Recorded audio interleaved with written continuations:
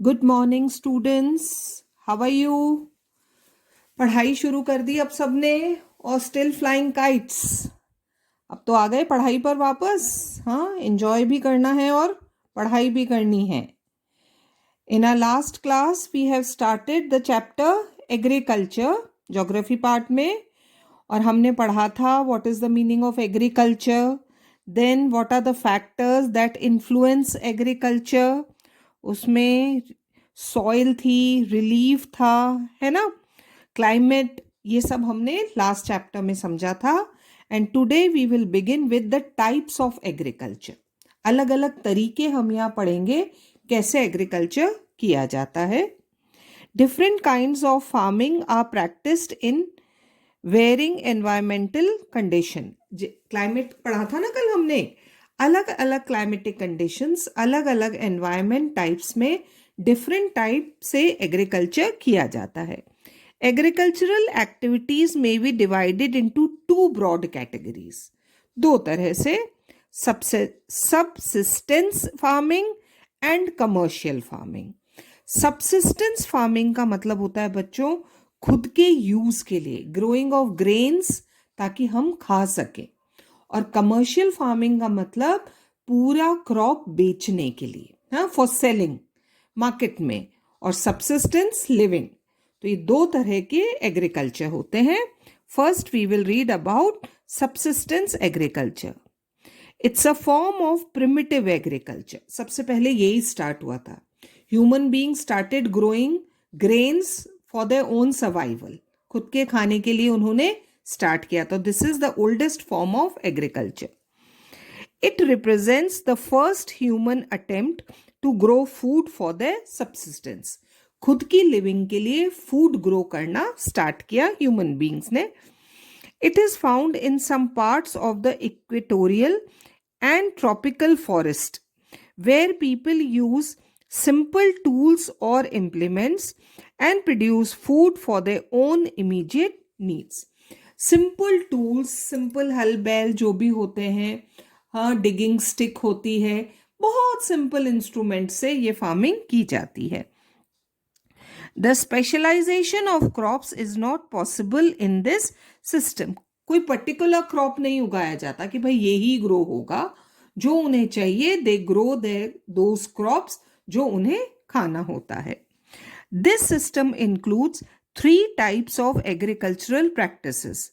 अब subsistence agriculture 3 तरह से होता है। That is nomadic herding, shifting cultivation and intensive agriculture. अब हम one by one will understand what is the meaning of nomadic herding, what is shifting cultivation, and what is intensive agriculture. So first is nomadic herding. Nomadic का मतलब समझते हो? You know what is the meaning of nomadic? Who go from one place to another. So let's see what is this nomadic herding.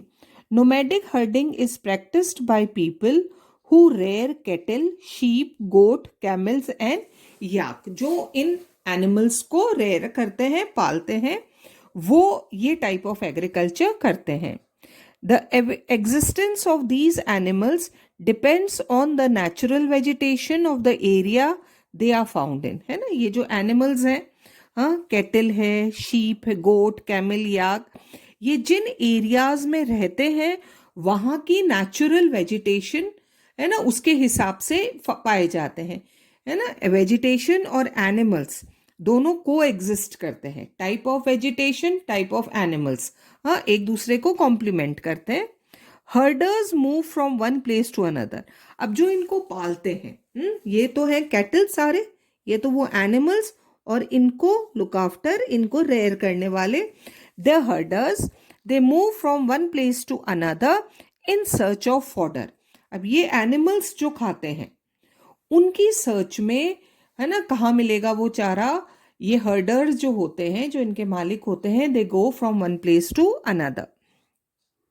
Nomadic herding is found in parts of West and Central Asia, Northern Eurasia, East and Southwest Africa and the Sahara Desert. तो ये nomadic herding कौन कौन से areas में की जाती है देखो, हाँ, the names are given here.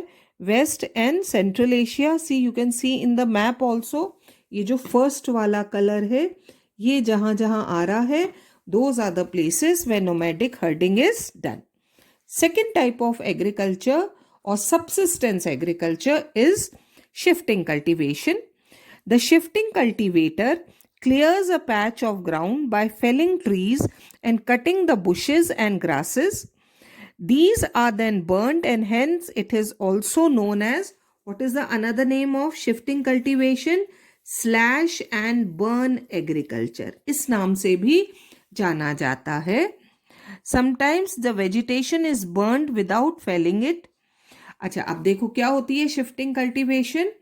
जो कल्टीवेटर है, जो क्रॉप ग्रो कर रहा है, वो फॉरेस्ट में, अभी हमने पढ़ा था ना, जनरली ये फॉरेस्ट एरियाज में प्रैक्टिस होती है सब, भले ही वो नोमैडिक हर्डिंग हो या शिफ्टिंग कल्टीवेशन.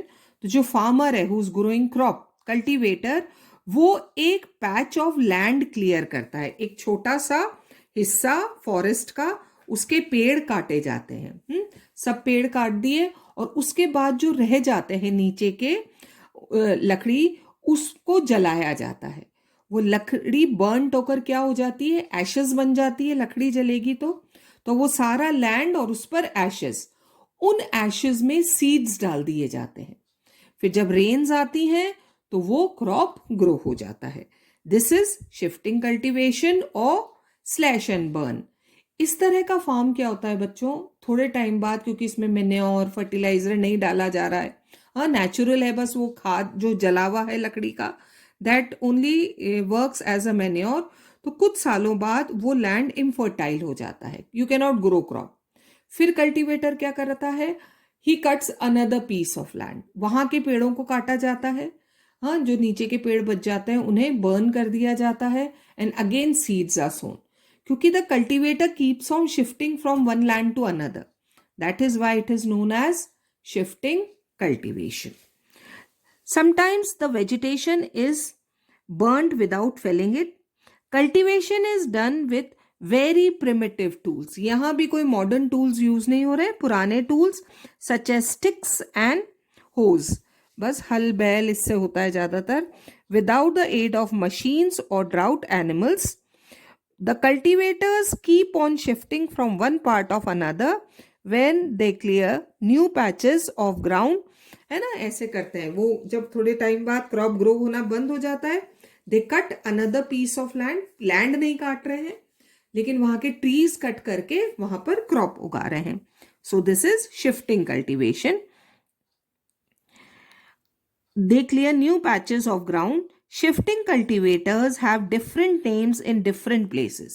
World over, ये ना, ये cultivation, this is practiced world over, and it is known by different names in different parts of the world, like milpa in Central America and parts of Africa.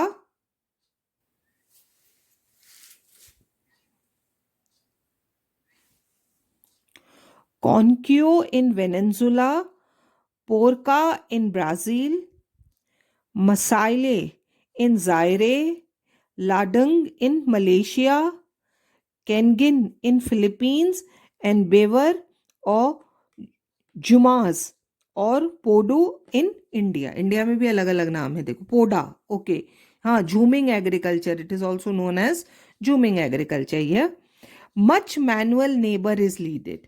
बहुत मेहनत, क्योंकि सारा काम हाथ से होना है. No machines are employed, so manual labour is required, is needed in land clearance to produce food for a few people. वो पेड़ काटने पड़ते हैं, big trees in the forest. First they need to be cut, then they are burnt. तो सारा हाथ से काम हो रहा है, manual labor.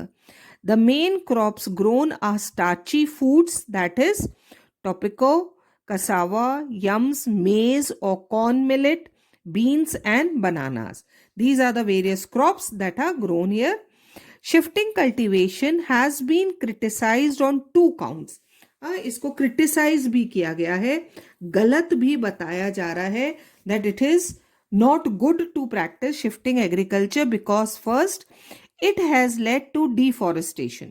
भाई क्या काटा जा रहा है यहाँ, फॉरेस्ट ही तो कट किया जा रहा है, तो deforestation is taking place and loss of natural vegetation. Cultivators, they are cutting forests to grow crops, so there is a loss of natural vegetation. And secondly, it leads to soil erosion and soil loss. भाई वो एक बार पेड़ काटे, वहां crop grow किए, जब crop grow होना बंद हो जाते हैं तो उस लैंड को ऐसे ही छोड़ दिया जाता है, और फिर कुछ ग्रो नहीं हो रहा है उस पे, तो उससे क्या हो जाता है, सॉइल इरोजन, हमारी सॉइल इनफर्टाइल हो रही है। तो ये दो डिसएडवांटेज हैं किसकी, शिफ्टिंग कल्टीवेशन। तो दो पढ़ लिए हमने, nomadic herding and shifting cultivation. और सब्सिस्टेंस एग्रीकल्चर का जो सबसे कॉमन फॉर्म है बच्चों, दैट इज इंटेंसिव एग्रीकल्चर। यहां तो कल्टीवेटर्स अपने लिए फूड ग्रो कर रहे हैं शिफ्टिंग कल्टीवेशन में, हमें फूड कौन दे रहा है, हम भी तो खा रहे हैं grains and cereals and everything, वो कहाँ उगाया जा रहा है, इंटेंसिव एग्रीकल्चर में। This type is confined to monsoon lands of Asia. It is found in China, Japan, Korea, India, Pakistan, Sri Lanka, and parts of insular Southeast Asia, that is Java, Luzon, coastal Sumatra, and Malaysia. These are the areas, these are the countries which are practicing intensive agriculture. The farmers in these regions work on their small size holdings, छोटे छोटे खेत हैं, with the help of their families. पूरी family, farmer family मिलकर cultivation करती है। They use improved or high yielding variety of seeds, क्योंकि सबके लिए खाना उगाना है तो good seeds are required. Farm manure, chemical fertilizers for soil fertility.